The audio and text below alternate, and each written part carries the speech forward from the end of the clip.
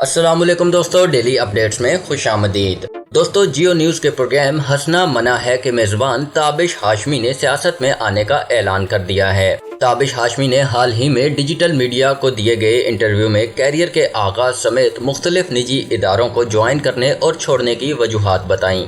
जियो के प्रोग्राम हंसना मना है को ज्वाइन करने की वजह से मुतल्लिक बात करते हुए ताबिश का कहना था कि नाजरीन की बहुत बड़ी तादाद टीवी देखती है। मैंने अपना मकसद बना लिया है कि मुझे अगले 3-4 सालों में ज़्यादा से ज़्यादा आवाम की हिमायत चाहिए, क्योंकि मैंने सियासत में आने का फैसला कर लिया है।